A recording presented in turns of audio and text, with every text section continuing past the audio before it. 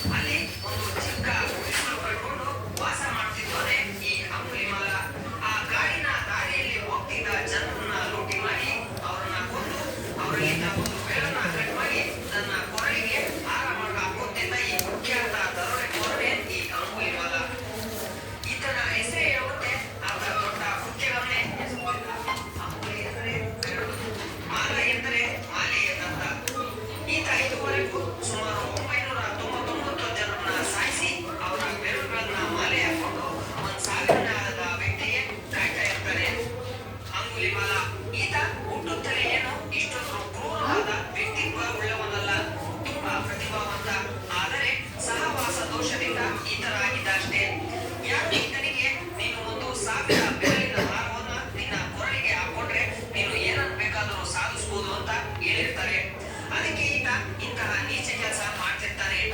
ಹೀಗೆ ಒಂದು ದಿನ ತನ್ನ ಗುಡಿಸಿನಲ್ಲಿ ಇರುವಾಗ ಆತನಿಗೆ ಯಾರೋ ದೂರದಲ್ಲಿ ಹೋಗ್ತಿರುವುದು ಕಾಣುತ್ತೆ. ಅವರು ಬೇರೆ ಯಾರು ಅಲ್ಲ, ಅವರೇ ಭಗವಾನ್ ಬುದ್ಧರು. ಈ ಅಂಗುಲಿಮಾಲನಿಗೆ ತುಂಬಾ ಖುಷಿಯಾಗುತ್ತೆ. ಯಾಕಂದ್ರೆ ಈತರನ್ನ ಕೊಂದ್ರೆ 1,000 ಜನ ಪೂರ್ತಿಯಾಗ್ತಾರೆ ಅಂತ. ಮತ್ತೆ ಮನಸ್ಸಲ್ಲೇ ಯೋಚನೆ ಮಾಡ್ತಾರೆ, ಇವರ ಆತ್ಮ ಒಳ್ಳೆಯದಿದ್ದಷ್ಟು ನನಗೆ ಹೆಚ್ಚಿನ ಶಾಂತಿ ಸಿಗುತ್ತೆ ಅಂತ. ನಂತರ ಅಂಗುಲಿಮಾಲ ಬುದ್ಧರ ಬಳಿಗೆ ಹೋಗೋಕೆ ಪ್ರಯತ್ನ ಮಾಡ್ತಾರೆ. ಆದರೆ ಬುದ್ಧರು ಆತನನ್ನ ದಾಟಿ ಮುಂದೆ ಹೋಗ್ತಾರೆ. ಆದರೆ ಅಂಗುಲಿಮಾಲ ಮಾತ್ರ ಅವರನ್ನ ತಡೆಯೋದೇ ಇಲ್ಲ ಮತ್ತು ದಾಳಿನೂ ಮಾಡಲ್ಲ. ಪ್ರತ್ಯೇಕ ಚಿತ್ತದಿಂದ ಆ ಸನ್ಯಾಸಿಯನ್ನೇ ನೋಡ್ತಾ ನಿಂತ್ಕೊಳ್ತಾರೆ. ಆ ಸನ್ಯಾಸಿಯಲ್ಲಿದ್ದ ಶಾಂತತೆಯನ್ನು ನೋಡಿ ಈತನಿಗೆ ತುಂಬಾ ಆಶ್ಚರ್ಯ ಉಂಟಾಗುತ್ತೆ. ಅವ್ರನ್ನ ಸಾಯಿಸಬೇಕು ಎಂಬುದನ್ನ ಕೆಲ ಸಮಯದವರೆಗೂ ಮತ್ತೆ ಹೋಗ್ಬಿಡ್ತಾನೆ. ನಂತರ ಅವರ ಮೇಲೆ ದಾಳಿ ಮಾಡಲು ಅವರ ಹಿಂದೆಯೇ ಓಡ್ತಾನೆ. ಆದರೆ ಈಗ ಎಷ್ಟೇ ಜೋರಾಗಿ ಓಡಲು ಪ್ರಯತ್ನ ಮಾಡಿದ್ರು ಅವ್ರನ್ನ ಮಾತ್ರ ಹಿಡಿಯೋಕೆ ಈತನಿಂದ ಸಾಧ್ಯನೇ ಆಗಲ್ಲ. ಇದೇ ತರ ಬುದ್ಧರ ಹಿಂದೆ ಓಡಿ ಓಡಿ ಸುಸ್ತಾಗಿ ಕೊನೆಗೆ ಅಲ್ಲೇ ನಿಂತ್ಕೊಂಡು, ಓ ಸನ್ಯಾಸಿಯೇ, ದಯವಿಟ್ಟು ನಿಲ್ಲು, ನನ್ನಿಂದ ಇನ್ನು ಓಡಲು ಸಾಧ್ಯವಿಲ್ಲ ಎಂದ. ಅದಕ್ಕೆ ಬುದ್ಧರು, ನಾನು ಕೆಲವು ವರ್ಷಗಳ ಮೊದಲೇ ಎಲ್ಲ ದುಷ್ಕೃತ್ಯತೆಯನ್ನು ಬಿಟ್ಟು ಬಿಟ್ಟಿದ್ದೇನೆ. ಈಗ ನೀನು ಇದನ್ನೆಲ್ಲ ನಿಲ್ಲಿಸುವ ಸಮಯ ಬಂದಿದೆ ಎಂದರು. ಆಮೇಲೆ ಈ ಶಬ್ದಗಳು ಬುದ್ಧರ ಬಾಯಿಂದ ಬಂದಾಗ ಅವು ಅಂಗುಲಿಮಾಲನ ಹೃದಯಕ್ಕೆ ನಾಡ್ತವೆ. ಈ ಪದಗಳು ಸ್ವಾತಂತ್ರ್ಯದ ಕಿಡಿಯಾಗಿ ಆತನ ಮೇಲೆ ಪ್ರಭಾವ ಬೀರ್ತವೆ. ನಂತರ ಭಗವಾನ್ ಬುದ್ಧರ ಕಣ್ಣುಗಳನ್ನೇ ತದೇಕ ಚಿತ್ತದಿಂದ ನೋಡಿದ ಅಂಗುಲಿಮಾಲನಿಗೆ ಅವರ ಒಳಗೆ ಸತ್ಯ ಇದೆ ಎಂಬುದು ಮನವರಿಕೆಯಾಗುತ್ತೆ. ಹಾಗಾಗಿ ಅಂಗುಲಿಮಾಲನ ಮನ ಪರಿವರ್ತನೆಯಾಗಿರುತ್ತೆ. ಆತನ ಕಣ್ಣುಗಳಿಂದ ಕಣ್ಣೀರು ಹರಿದು ಬರ್ತಾ ಇರುತ್ತೆ.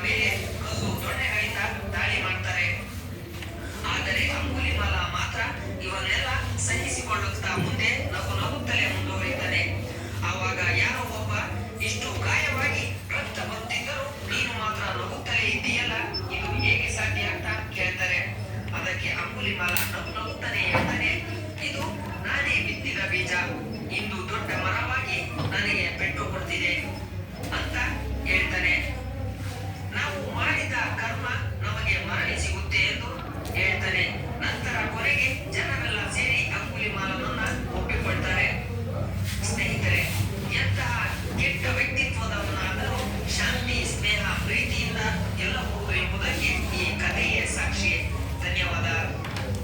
ಕೇಳಿಸ್ಕೊಂಡ್ರಲ್ಲ ಸ್ಟೋರಿನ? ಹೇಗೆ ಒಬ್ಬ ಕ್ರೂರಿ ಆಗಿದ್ದಂಥ ಒಬ್ಬ ವ್ಯಕ್ತಿಯನ್ನ ಹೇಗೆ ಒಬ್ಬ ಒಳ್ಳೆಯ ಮನುಷ್ಯನಾಗಿ ಬದಲಾಯಿಸಿತು. ಅವನ ವರ್ತನೆಯಿಂದ ಅವನು ಹೇಗೆ how to change in our behaviours. So ಇದಕ್ಕೆಲ್ಲ ಮೂಲವಾದಂತಹ ಕಾರಣ ಯಾರಿಂದ ಅವರು ಅಷ್ಟು ಪರಿವರ್ತನೆ ಆಗಿದ್ರು? ಬುದ್ಧ. ಗೌತಮ ಬುದ್ಧನ ಒಂದು ಆ ಮಾತುಗಳಿಂದ, ಸೊ ಅವರ ಒಂದು ಮೋಟಿವೇಶನ್ ವರ್ಡ್ಸ್ಗಳಿಂದ ಸೊ ಅವ್ರಿಗೆ ಹೇಗೆ ಪರಿವರ್ತನೆ ಆಗಿದೆ. ಸೊ ಅಂತಹ ಒಂದು ಚೈತನ್ಯ ಹೊಂದಿರುವಂಥ ವ್ಯಕ್ತಿತ್ವವನ್ನು ಹೊಂದಿದಂಥವರು ನಮ್ಮ ಗೌತಮ ಬುದ್ಧ. ಸೊ ಅಂತಹ ನರಭಕ್ಷಕ ಎಲ್ಲರನ್ನೂ ಕೊಂದುಬಿಟ್ಟು ಏನೋ ಅವರ ಬೆರಳುಗಳನ್ನು ಯೋಚನೆ ಮಾಡಿ, ಹಿಂಗೆ ಇಮ್ಯಾಜಿನ್ ಮಾಡ್ಕೊಬೇಕು, ಅಷ್ಟು ಬೆರಳುಗಳನ್ನ ಕಟ್ ಮಾಡಿ ಅವನ್ನೆಲ್ಲ ಪೋಣಿಸ್ಕೊಂಡು ಪೂರ್ತಿ ಇಷ್ಟುದ್ದ ಹಾರ ಮಾಡ್ಕೊಂಡಿದ್ದಾರೆ.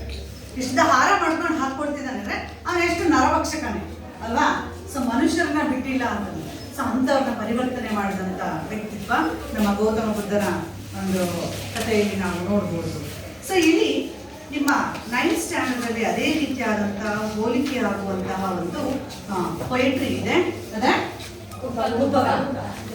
ಸೊ ಈ ಉಪಗುಪ್ತರು ಸಹ ಈ ಗೌತಮ ಬುದ್ಧರ ಅನುಯಾಯಿಯಾಗಿರುವಂತಹ ಅವರ ಒಂದು ಫಾಲೋವರ್ಸ್ ಆಗಿ ಕೆಲಸವನ್ನ ಮಾಡಿದಂಥವರು, ಅವರ ಶಿಷ್ಯರಾಗಿ ಕೆಲಸವನ್ನ ಮಾಡಿ ಉತ್ತಮ ಒಂದು ಸನ್ಯಾಸಿಯ ಒಂದು ಗುಣಗಳನ್ನು ಬೆಳೆಸ್ಕೊಂಡಿದ್ದಂಥವ್ರು. ಸೊ ಅವರ ಒಂದು ಕತೆ, ಅವರಿಗೆ ಆಧರಿಸಿರುವಂತಹ ಒಂದು ಸ್ಟೋರಿ ಇಲ್ಲಿ ಯಾವುದೋ ಉಪಗುಪ್ತ ಎನ್ನುವಂತ ಒಂದು ಜಾಗ. ಸೊ ಈ ಉಪಗುಪ್ತ ಎನ್ನುವಂತ ಪೊಯೆಟ್ರಿಯನ್ನ ಬರೆದಿರುವಂತವರು ರವೀಂದ್ರನಾಥ ಟ್ಯಾಗೋರ್. ರವೀಂದ್ರನಾಥ ಟ್ಯಾಗೋರ್ ಯಾರು? ರವೀಂದ್ರನಾಥ ಟ್ಯಾಗೋರ್ ಇದಕ್ಕಿಂತ ಮುಂಚೆ ಕೇಳಿದ್ವಲ್ಲ ಫಾರಸ್ಟ್ನಿಂದ ಯಾರು? ರೈಟರ್ ಆಫ್ ಅವರ್ ನ್ಯಾಷನಲ್ ನಮ್ಮ ರಾಷ್ಟ್ರಗೀತೆಯನ್ನ ಬರೆದಿರುವಂತ ಒಬ್ಬ ಮಹಾನ್ ಕವಿ. ಸೊ ಅಲ್ವಾ, ಅವರು ನೋಡಿದಿರಲ್ಲ ಎಲ್ಲ? ನೋಡಿದ್ದೀರಾ?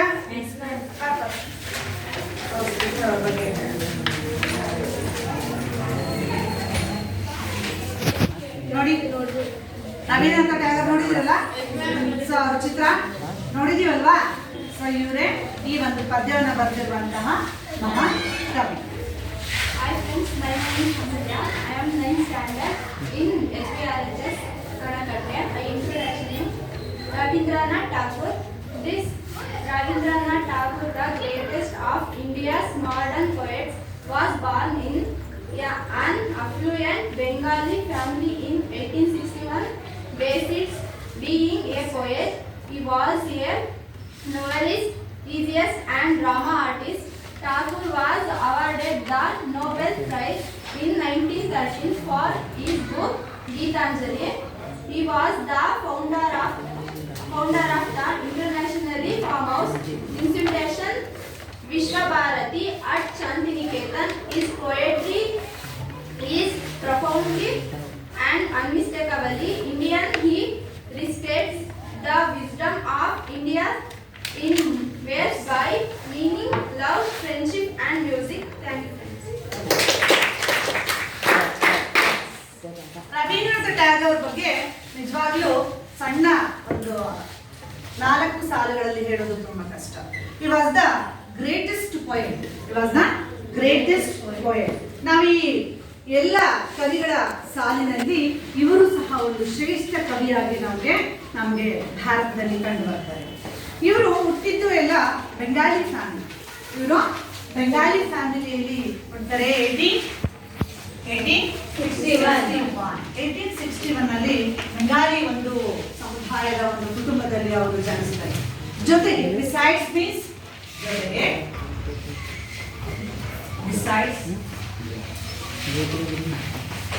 ಜೊತೆಗೆ he was the being poet means kavi and novelist means ಕಾದಂಬರಿಕಾರರಾಗಿ ಕೆಲಸವನ್ನ ನಿರ್ವಹಿಸ್ತಾರೆ. ಅಂಡ್ ಎಸ್ಸೇಯಿಸ್ಟ್ ಬರ್ಕೊಡ್ರಲ್ಲ, ಅಂಡ್ ಎಸ್ಸೇಯಿಸ್ಟ್ ಮೀನ್ಸ್ ಪ್ರಬಂಧಕಾರರು, ಕಾದಂಬರಿಕಾರರು, ಕವಿಯಾಗಿ ಕೆಲಸವನ್ನು ನಿರ್ವಹಿಸಿದರು. ಅಂಡ್ ಆಲ್ಸೋ ಡ್ರಾಮಾಟಿಸ್ಟ್ ಮೀನ್ಸ್ ನಾಟಕಕಾರ. ನಾಟಕ ಡ್ರಾಮಾ ಅಂದ್ರೆ ಡ್ರಾಮಾಟಿಸ್ಟ್ ಅಂತ ನಾಟಕ ಮಾಡುವಂಥವ್ರು ನಾಟಕಕಾರ. ಬರ್ಕೊಳ್ಳಿ. ಸೊ ನಾಟಕಕಾರರಾಗಿ, ಪ್ರಬಂಧಕಾರರಾಗಿ, ಕವಿಯಾಗಿ ಕೆಲಸವನ್ನ ನಿರ್ವಹಿಸ್ತಾ ಇರ್ತಾರೆ. ಅದ್ರ ಜೊತೆಗೆ ಇವಾಗ ನೊಬೆಲ್ ಪ್ರೈಸ್ ಅವಾರ್ಡ್ ಅನ್ನ ಪಡ್ಕೊಳ್ತಾರೆ. 1930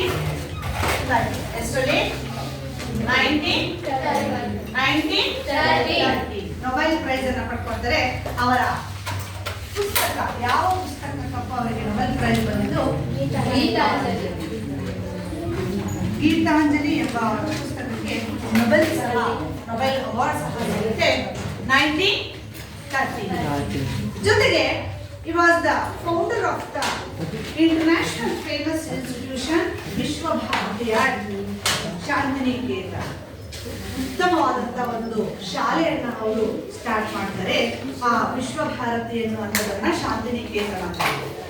ಜೊತೆಗೆ I was ಅನ್ಮಿಸ್ಟೇಕಬಲಿ Indian poetry.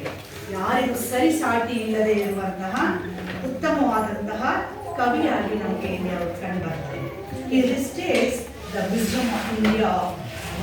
Verse means ಅವರ ಕವಿತೆಗಳು ಅಥವಾ ಪದ್ಯ. ಅವರ ಪದ್ಯಗಳಲ್ಲಿ ಯಾವ ರೀತಿಯಾದಂತಹ ಒಂದು ಥೀಮ್ ಇರುತ್ತಪ್ಪ, ಯಾವ ಒಂದು ಆಧಾರದ ಮೇಲೆ ಅವರು ಕಾಣಿಸ್ತವೆ ಅಂತಂದ್ರೆ, ಯಾವ ರೀತಿಯಾಗಿ ಬೆರೆದಿರ್ತವೆ ಅವರ ಪದ್ಯಗಳು ಅಂತಂದ್ರೆ, ಲವ್, ಪ್ರೀತಿ, ಫ್ರೆಂಡ್ಶಿಪ್ ಮೀನ್ಸ್ ಗೆಳೆತನ, ಸ್ನೇಹತ್ವ, and music means music means ಸಂಗೀತ, ಪ್ರೀತಿ, ಗೆಳೆತನವನ್ನ ಕುರಿತಾದಂತಹ ರೀತಿಯಾಗಿ ಅವರ ಪದ್ಯಗಳು ಮತ್ತು ಅವರು ಬರೆದಿರುವಂತಹ ಕವಿತೆಗಳನ್ನ ನಾವು ನೋಡ್ಬೋದು. ಇಷ್ಟು ಮೀನಿಂಗ್ ಅಂದ್ರೆ ಅದರಲ್ಲಿ ಮಿಂಗಲ್ ಆಗಿರ್ತವೆ. ಸೊ ಅಷ್ಟು ಗಾಢವಾದಂತಹ ರೀತಿಯಲ್ಲಿ ಅವರು ಬರೆದಿರುವಂತಹ ಒಂದು ಪದ್ಯಗಳಲ್ಲಿ ಇಷ್ಟೆಲ್ಲ ಅಂಶಗಳು ಕೂಡಿರ್ತವೆ. ಪ್ರೀತಿ, ಸ್ನೇಹ ಮತ್ತೆ ಸಂಗೀತದಿಂದ ಇರುವಂತವುಗಳನ್ನ ನಾವು ನೋಡ್ಬೋದು ಅವರ ಒಂದು ಕವಿತೆಗಳು.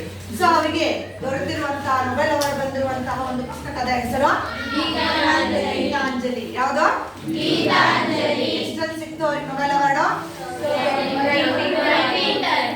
1930 ನೊಬೆಲ್ ಅವಾರ್ಡ್ ಅನ್ನ ಪಡ್ಕೊಂಡಿರುವಂತ ಮಹಾನ್ ವ್ಯಕ್ತಿ. ಒಬ್ಬ ನಾಟಕಕಾರರಾಗಿ, ಕಾದಂಬರಿಕಾರರಾಗಿ, ಜೊತೆಗೆ ಕವಿಯಾಗಿ ಇಷ್ಟು ಉತ್ತಮವಾದಂತಹ ಕೆಲಸವನ್ನ ನಿರ್ವಹಿಸಿದ್ದಾರೆ. ಇದಿಷ್ಟು ಅವರ ಬಗ್ಗೆ ಒಂದು ಸ್ಮಾಲ್ ಇರುವಂತಹ ಒಂದು ಪರಿಚಯವನ್ನ ಹೇಳಿಕೊಂಡಿದ್ದಾರೆ. ಓಕೆನಾ? ಅರ್ಥ ಆಯ್ತಾ? ಏನಪ್ಪ ಉಪಗುಪ್ತ? ಸೊ ಯಾರು ಈ ಒಂದು ಉಪಗುಪ್ತ? ಏನು ಇವರ ಒಂದು ಕಥೆ? ಯಾರು ಉಪಗುಪ್ತ? ಬುದ್ಧನ ಶಿಷ್ಯ. Was the disciple of Buddha. Was disciple of Buddha. ನಮಗೆ ಯಾರು ಇದೆ?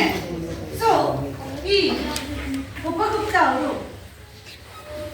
ಏನು ಕೆಲಸವನ್ನ ಮಾಡ್ತಾ ಇದ್ರು, ಎಲ್ಲಿ ಇವರು ಓಡಾಡ್ತಾ ಇದ್ರು, ಏನು ಇವರ ಪ್ರತಿದಿನದ ಒಂದು ವೈಖರಿ, ಪ್ರತಿದಿನದ ದಿನಚರಿಯ ಒಂದು ಕಾರ್ಯಗಳು ಏನು ಹೇಳಿ ಕೇಳಿ ಆಸಿಟಿಕ್ ಮೀನ್ಸ್ ಸನ್ಯಾಸಿಯಾಗಿದ್ದಂತಹ ಒಬ್ಬ ಮಹಾನ್ ವ್ಯಕ್ತಿ, is A disciple of Buddha, ಬುದ್ಧನ ಅನುಯಾಯಿ, ಬುದ್ಧನ ಶಿಷ್ಯತ್ವವನ್ನು ಪಡ್ಕೊಂಡಿರುವಂಥವರು ಈ ಉಪಗುಪ್ತ. ಸೊ ಎಲ್ಲಿ ಯಾವ ರೀತಿಯಾಗಿ ಕಾಣಿಸ್ಕೊಳ್ತಾರೆ ಈ ಪದ್ಯದಲ್ಲಿ ಎನ್ನುವಂಥದ್ದನ್ನ ನೋಡೋಣ. First para. Upagupta, the disciple of Buddha, lay asleep on the dust by the city wall of Mathura.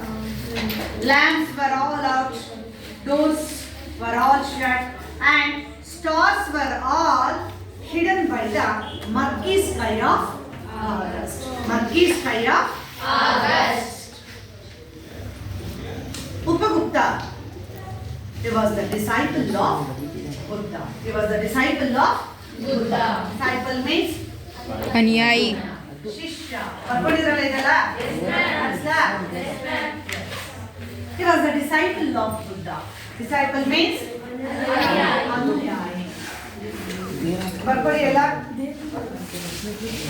ಶಿಷ್ಯ ಅಥವಾ ಅನುಯಾಯಿಯಾಗಿದ್ರು ಉಪಗುಪ್ತ. ಯಾರ ಶಿಷ್ಯರಾಗಿದ್ರು? ಯಾರ ಅನುಯಾಯಿಯಾಗಿದ್ರು? ಬುದ್ಧನ ಅನುಯಾಯಿಯಾಗಿದ್ದವರು ಯಾರು? Lay asleep on the dust by the city wall of Mathura. ಅವರು ಆ ಸ್ಲೀಪ್ ಮೀನ್ಸ್ ಮಲ್ಕೊಂಡಿದ್ರು. ಎಲ್ಲಿ ಸಿಟಿ, ಆ ಸಿಟಿ ಹತ್ರ ಇರುವಂತ ಒಂದು small dust means wall means ಗೋಡೆ,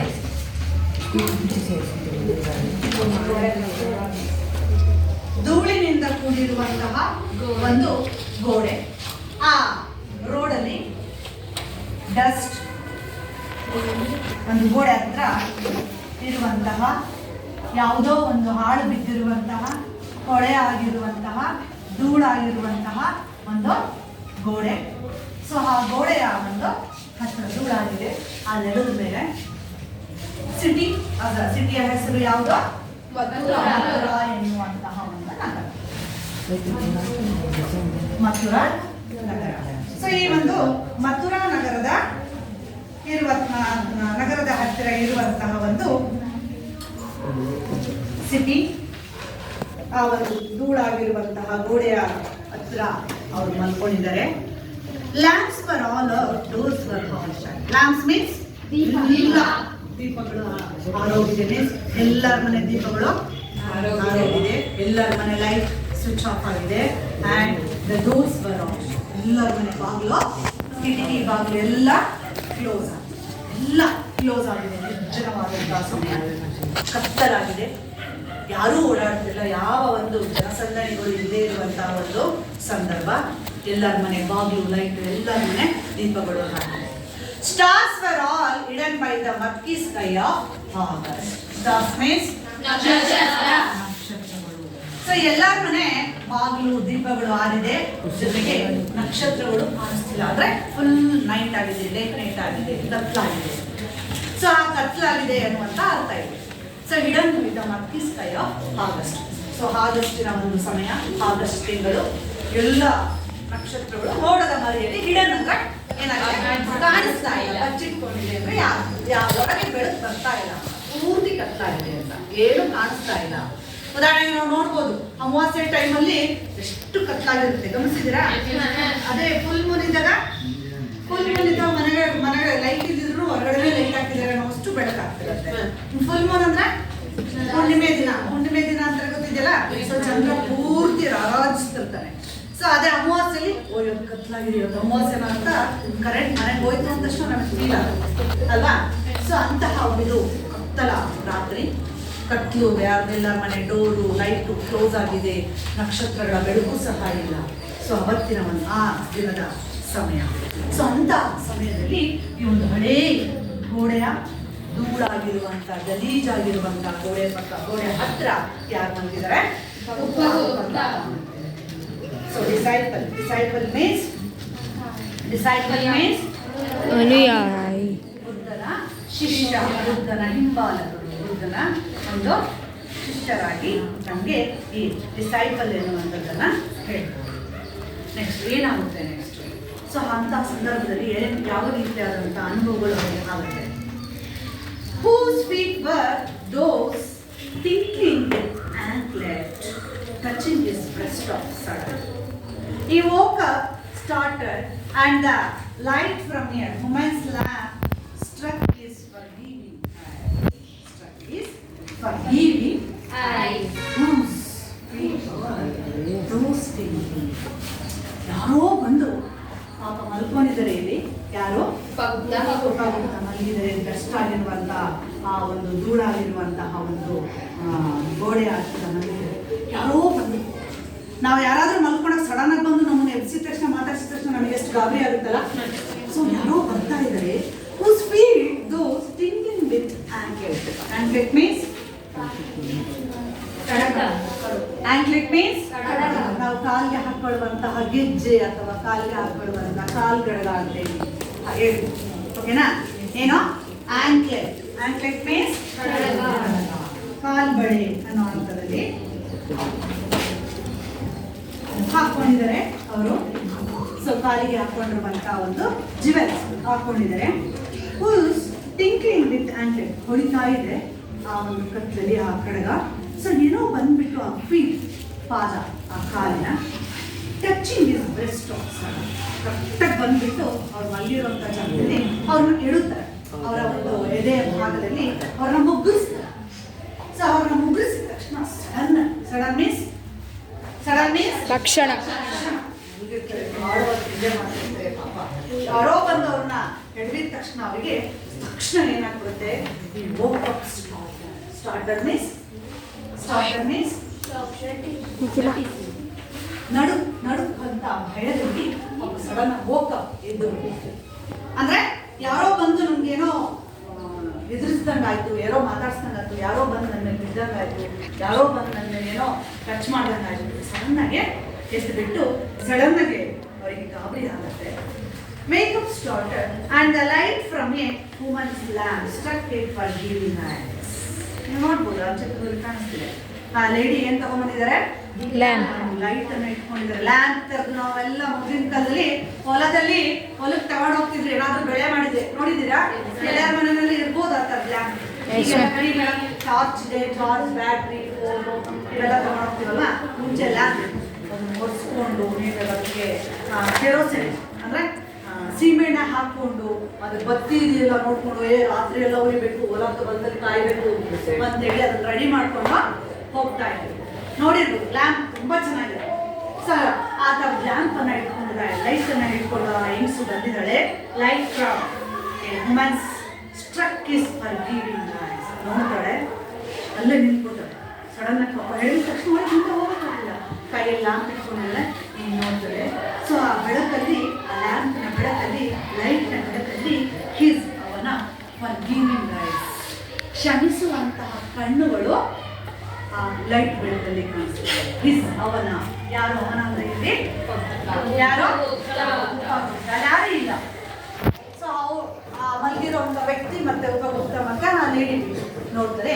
for giving ice, for give ಅಂದ್ರೆ ಕ್ಷಮಿಸುವಂತಹ, ಕ್ಷಮೆಯನ್ನ ಕೊಡುವಂತಹ, ಕ್ಷಮೆಯನ್ನ ಹೇಳುವಂತಹ ಕಣ್ಣುಗಳು ಲ್ಯಾಂಪ್ ಬೆಳಕಲ್ಲಿ ಮಾಡಿ.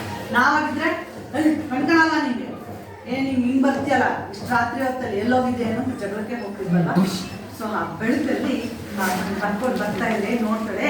ಅವಳ ಕ್ಷಮಿಸುವ ಗುಣಗಳು ಆ ಕಣ್ಣುಗಳು ಆ ಲೈಟ್ನ ಬೆಳಕಲ್ಲಿ ಕಾಣಿಸ್ತಾ ಇದೆ. ಅದು ನೋಡಿದ ತಕ್ಷಣ ಹಂಗೆ ತಕ್ಷಣ ನೋಡ್ಬಿಟ್ಟು ಏನಂತ, it was the dancing girl stared with jewels wearing a pale blue man drunk with the wine of her youth. She lowered her lamp and saw the young face austerely beautiful. So ಎಡವಿ ಆ ಕಣ್ಣುಗಳನ್ನ ಆ lamp ಅಲ್ಲಿ ನೋಡಿದ ತಕ್ಷಣ ನೋಡ್ತಾರೆ. ಆ ಹೆಂಗಸು ಯಾರು ಬಂದಿದ್ದಂತ ಹೆಂಗಸು ಒಬ್ಬ ಡ್ಯಾನ್ಸಿಂಗ್ ಗರ್ಲ್, ಒಬ್ಬ ನೃತ್ಯಗಾತಿ. ಸೊ ಎಲ್ಲಾರ ಫಂಕ್ಷನ್ಗಳಿಗೆ ಹೋಗಿ ಡ್ಯಾನ್ಸ್ ಮಾಡ್ಕೊಂಡು ಹಾಡು ಮಾಡ್ಕೊಂಡು, ಇವಾಗೆಲ್ಲ ಆರ್ಕೆಸ್ಟ್ರಾ ಅಲ್ಲಿ ಇಲ್ಲಿ ಹೋಗ್ತಿರ್ತಾರಲ್ಲ, ನೋಡಿದಿರಲ್ಲ, ಡ್ಯಾನ್ಸ್ ಮಾಡ್ಕೊಂತ ಹಾಡು ಹೇಳೋದಕ್ಕೆ ಹೋಗ್ತಾರಲ್ಲ. ಸೊ ಆ ರೀತಿಯಾದಂತ ಇವಳು ಒಬ್ಬ ಯಾವುದೋ ಫಂಕ್ಷನ್ ನಲ್ಲಿ ಹೋಗಿ ಯಾವುದೋ ಒಂದು ಪ್ರೋಗ್ರಾಮ್ ಅನ್ನ ಮುಗಿಸ್ಕೊಂಡು ಬರ್ತಾ ಇದ್ದಂತ ಒಬ್ಬ ಡ್ಯಾನ್ಸಿಂಗ್ ಗರ್ಲ್ ಅಲ್ಲ ಅಂತಾನೆ ಇಟ್ಕೊಂಡ್ ಬಂದಿದ್ದಂತವಳು. ಸ್ಟೇರ್ಡ್ ವಿತ್ ಜುವೆಲ್ಸ್. ಜುವೆಲ್ಸ್ ಮೀನ್ಸ್ ಆಭರಣ ಅಂದ್ರೆ ಎಲ್ರಿಗೂ ಇಷ್ಟ ಅಲ್ವಾ? ಫುಲ್ಲು ಜುವೆಲ್ಸ್ ಆಭರಣವನ್ನ ಹಾಕೊಂಡಿದ್ದಾರೆ. ಪೂರ್ತಿಯಾಗಿ ಡ್ರೆಸ್ ನೋಡ್ಬೋದು ಆ ಚಿತ್ರದಲ್ಲಿ ಎಲ್ಲ ರೆಡಿ. ಡ್ಯಾನ್ಸ್ ಮಾಡೋದಕ್ಕೆ ಯಾವ ರೀತಿಯಾದಂಥ ಡ್ರೆಸ್ಸಿಂಗ್ ಸೂಟ್ ಹಾಕೋಬೇಕೋ ಅದನ್ನ ಸಂಪೂರ್ಣವಾಗಿ ವೇರ್ ಮಾಡ್ಕೊಂಡಿದ್ದಾಳೆ. ಜುವೆಲ್ಸ್ಗಳನ್ನ ಹಾಕೊಂಡಿದ್ದಾಳೆ, ಸಂಪೂರ್ಣವಾದಂಥ ಒಡವೆಗಳ ವಸ್ತ್ರಗಳನ್ನ ನೀಟಾಗಿ ರೆಡಿಯಾಗಿದ್ದಾಳೆ. ಸ್ಟೇರ್ಡ್ ಅನ್ನ ನಟಿಸುವ, ಆ ಜುವೆಲ್ಸ್ಗಳನ್ನ ಹಾಕೊಂಡು ನಟಿಸುವಂತ ಹಾಕೊಂಡು ಗೌನ್ ತರ ಒಂದು ಬ್ಲೂ ಕಲರ್ ನೀಲಿ ಆಗಿರುವಂತಹ ಒಂದು ಬಟ್ಟೆಯನ್ನ ಹಾಕೊಂಡಿದ್ದಾರೆ. ಹಾಕೊಂಡ್ಬಿಟ್ಟು ಫಂಕ್ಷನ್ ಮುಗಿಸ್ಕೊಂಡು ಏನ್ ಮಾಡಿದಾಳೆ, she was drinking the wine, drinks ಮಾಡ್ಕೊಂಡಿದ್ದಾರೆ. ಆ ದೊಡ್ಡದಾದಂತಹ ಒಂದು ಪ್ರೋಗ್ರಾಮ್ಗೆ ಹೋಗಿ ಎಲ್ಲ ಕೆಲಸ ಪ್ರೋಗ್ರಾಮ್ ಅನ್ನ ಮುಗಿಸ್ಕೊಂಡು ಎಲ್ಲ ಬರುವಾಗ ಅವಳು ಡ್ರಿಂಕ್ಸ್ ಮಾಡ್ಕೊಂಡು ಡ್ಯಾನ್ಸ್ ಮುಗಿಸ್ಕೊಂಡು ಅಫಿಷಿಯಲಿ ಇರುವಂತಹ ಒಂದು ಕೆಲಸಗಳನ್ನು ಇನ್ನು ಯುವತಿ, ಇನ್ನು ವಯಸ್ಸಾಗಿಲ್ಲ ಅಷ್ಟೊಂದು, ಇಳುತ್ತಲ್ಲಿ. ಸೊ ಅವಳು ಎಲ್ಲ ಬ್ಯಾಗ್ ಮುಚ್ಕೊಂಡು ಡ್ರಿಂಕ್ಸ್ ಮಾಡ್ಕೊಂಡು she load her lamp and saw the young face ಬರ್ತಾ ಇದ್ದಲ್ಲ ಆ ಹೆಂಗಸು ಸಡನ್ ಆಗಿ ಎಡವಿದ್ದಲ್ಲ ನೀನು ಬೀಳೋ ಅಷ್ಟೊತ್ತಿಗೆ ಅವ್ಳ ಮುಖ ನೋಡ್ತಾಳೆ, ಗಿವಿಂಗ್ ಐಸ್ನ ನೋಡ್ತಾಳೆ ಯಾರಿರ್ಬೋದು ಅಂತೇಳಿ ಆ ದೀಪದ ಲ್ಯಾಂಪ್ನ ಬೆಳಕಲ್ಲಿ ಅವ್ರನ್ನ ಇಡೋ ಅಂದರೆ ಮುಗಿಸ್ಬಿಟ್ಟು ನೋಡ್ತಾಳೆ. ಅವನ್ನ ನೋಡೋದಕ್ಕೆ ಹೇಗಿದ್ದಾನೆ ಹಾಸ್ಟರ್ಲಿ ಬ್ಯೂಟಿಫುಲ್. ಹಾಸ್ಟರ್ಲಿ ಎನ್ನುವಂಥ ಒಂದು ಡಿಫಿಕಲ್ಟ್ ಹಾಸ್ಟರ್ಲಿ ಅಂದರೆ ತುಂಬ ಕಾಂತಿಯುಕ್ತವಾದಂತಹ ಬಿರುಸಾಗಿರುವಂತಹ ಹೊಳಪಿನಿಂದ ಕೂಡಿರುವಂತಹ ಮುಖ ಅವಗಾಗಿ ಉಪಗುಪ್ತ ಆ ವ್ಯಕ್ತಿ ಯಾರು? ಉಪಗುಪ್ತ ಬಿರುಸಾದಂತಹ ಕಾಂತಿಯಿಂದ ಕೂಡಿದಂತಹ ಆ ಒಂದು ಕಾಂತಿಯುಕ್ತವಾದಂತಹ ಮುಖ ಅವರ ಒಂದು ದೀಪದ ಲ್ಯಾಂಪ್ನ ಬೆಳಕಲ್ಲಿ ಕಾಣಿಸ್ತಾ ಇದ್ರು. ತುಂಬ ಸುಂದರವಾಗಿರುವಂತಹ ನೋಡೋದಕ್ಕೆ ನೋಡಿದ ತಕ್ಷಣ ತುಂಬ ಅಟ್ರಾಕ್ಟಿವ್ ಆಗಿ ಕಾಣಿಸುವಂಥ ವ್ಯಕ್ತಿತ್ವ ಅವರಲ್ಲಿ ಕಾಣಿಸ್ತಾ ಇತ್ತು.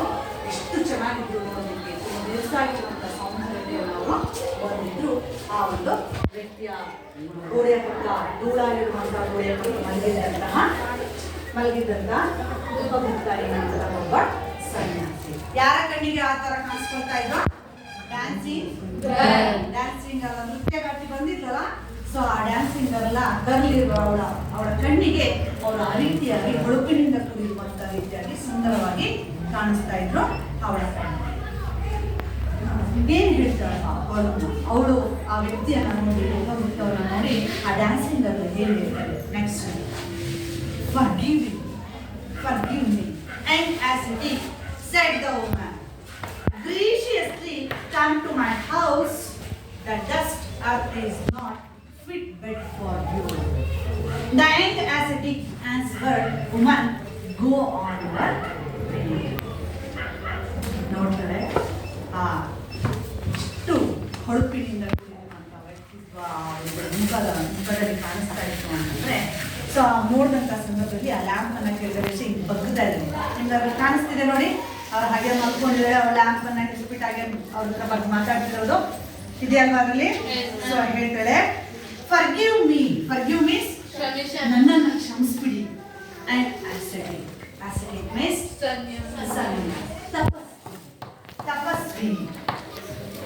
ತಪಸ್ವಿ ಅವಳಿಗೆ ಗೊತ್ತಾಗ್ತದೆ, ನನ್ನನ್ನು ಕ್ಷಮಿಸ್ಬಿಡಿ. ಬೈ ಮಿಸ್ಟೇಕ್ ಯಾಕೆ ಕ್ಷಮೆ ಕೇಳ್ತಾ ಇದ್ದಾಳೆ?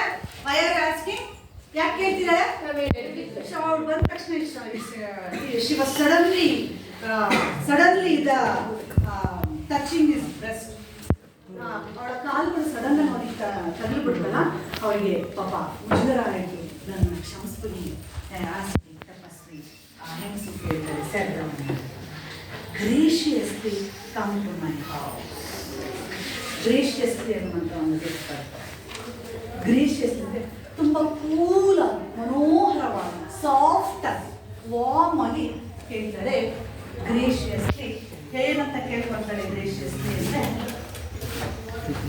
ಗ್ರೇಷಿಯಸ್ಲಿ ಮನೋಹರವಾಗಿ, ಸಾಫ್ಟ್ ಆಗಿ, ತುಂಬ ವಿನಯವಾಗಿ, ವಿನಮ್ರತೆ ಆಗಿ ಕೇಳ್ತಿದ್ದಾರೆ. Graciously come to my house, ಬನ್ನಿ ನಮ್ಮನೆ. She is asking, please graciously come to my house.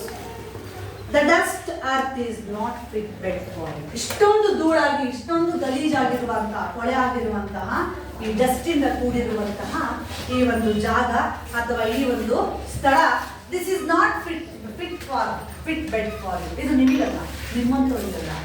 ಇಲ್ಲಿ ಮಲ್ಕೊಳ್ಬಾರ್ದು, ಇಷ್ಟೊಂದು ಕೊಳೆ, ಗಲೀಜು, ಧೂಳು ಇದೆ. ಇದು ನಿಮಗೆ ಸೂಕ್ತವಾದಂಥ, this is not fit for, ಇದು ನಿಮಗೆ ಸೂಕ್ತವಾದಂತಹ ಸ್ಥಳ ಅಲ್ಲ. Come to my house, come to my house, ಬನ್ನಿ ನಮ್ಮ ಮನೆಗೆ ಹೋಗೋಣ. ದ ಯಂಗ್ ascetic ತಪಸ್ವಿ ಬಂದಿದ್ದಂತಹ ಒಬ್ಬ ಸನ್ಯಾಸಿ ಉಪಗುಪ್ತ ಹೇಳ್ತಾನೆ ಏನಂತ. The Young ascetic answered, woman, go on your way. ಹೋಗು ನಿನ್ನ ದಾರಿಲಿ. ಆ ಹೆಂಗಸು ಕರೆದ ತಕ್ಷಣ, ಹೋಗಮ್ಮ ನಿನ್ನ ದಾರಿಲಿ ನೀನು ಹೋಗಮ್ಮ, ನಿನ್ನ ದಾರಿಲಿ ನೀನು ನಿನ್ನ ಪಾಡಿಗೆ ನೀನು ಹೋಗು. ನಿನ್ನ ಪಾಡಿಗೆ ನೀನು ಹೋಗು, ಹೊರಟೋಗು. when the time is right I will come to you. ಯಾವಾಗ ಸಮಯ ಬರುತ್ತೆ, ಯಾವಾಗ ನನಗೆ ಬರಬೇಕು ಅನ್ನೋ ಸಮಯ ಬರುತ್ತೆ, ಯಾವಾಗ ಆ ಕಾಲ ಆಗುತ್ತೆ, so I will come to you. ನಾನು ಅವಾಗ ಬರ್ತೀನಿ ನಿಮ್ಮ ಮನೆಗೆ, ಅವಾಗ ಬರ್ತೀನಿ ನಾನು ನಿನ್ನ ಹತ್ರ. ಯಾವಾಗ ಸಮಯ ಬರುತ್ತೆ ಆ ಸಮಯದಲ್ಲಿ ನಾನು ಬರ್ತೀನಿ, ಅವಾಗ ನಿನ್ನ ಹತ್ರ ನಾನು ಬರ್ತೀನಿ ಅಂತ ಹೇಳಿ ತುಂಬ ಅವಳಷ್ಟು ಇನ್ವೈಟ್ ಮಾಡ್ತಾರೆ. She was inviting her house very graciously. And the time, the aesthetic, the man, this man, they are telling to her when the time was right, I will come to you. ನಿಜವಾಗ್ಲೂ ನನಗೆ time ಸಿಗ್ತದೆ, time ಬಂದಾಗ ನಾನು ನಿನ್ನನ್ನು ಬರ್ತೀನಿ ಅಂತ ಹೇಳಿ ಅವಳನ್ನ ಸಾಫ್ಟ್ ಹೋಗು, ನಿನ್ನ ದಾರಿ ನೀನು ಹೋಗು, ನೀನು ಎಲ್ಲಿಂದ ಬರ್ತೀವಿ, ಎಲ್ಲಿಗೆ ಹೋಗ್ತಾ ಇದೆಯೋ, ಸೊ ಅಲ್ಲಿಂದ ನೀನು ಹೊರಟೋಗು ಅಂತೇಳಿ ಅವಳನ್ನ ಆರಾಮಾಗಿ ಹೋಗು ಅಂತೇಳಿ ನಾನು ಸಮಯ ಬಂದಾಗ ಬರ್ತೀನಿ ಅಂತೇಳಿ ಅವಳನ್ನ ಸಮಾಧಾನ ಮಾಡಿಕೊಂಡಾಗ ಅವಳನ್ನ ಕಳಿಸ್ತಾರೆ, ಅವಳನ್ನ ಕಳಿಸ್ಕೊಡ್ತಾರೆ. ಆ ಒಂದು ಇಲ್ಲಿ ಇನ್ನು ಯಾಕೆ ಯಾವಾಗ ಆ ಸಮಯ ಸಿಗುತ್ತೆ ಅವನಿಗೆ, ಯಾವಾಗ ಅವನು ಅವಳ ಹತ್ರ ಹೋಗ್ತಾನೆ, ಸೊ ಆ ಸಮಯ ಬರುತ್ತಾ ಅಥವಾ ಬರೋದಿಲ್ವೋ ಅನ್ನುವಂಥದ್ದನ್ನು ನಾನು ನೆಕ್ಸ್ಟ್ ಕ್ಲಾಸಲ್ಲಿ ಕಂಟಿನ್ಯೂ ಮಾಡ್ತೀನಿ. ಸೊ ಇಲ್ಲಿ some of these opposite words ಇದೆ. Shows present.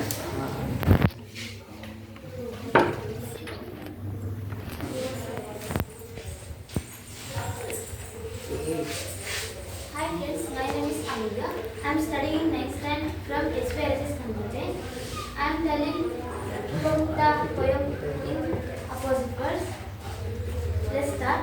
Light, dark, old, young, love, high, beautiful, ugly, answer, question, night, day, full, empty, glass, bus, black, white, fit, unfit, small, big, biggie,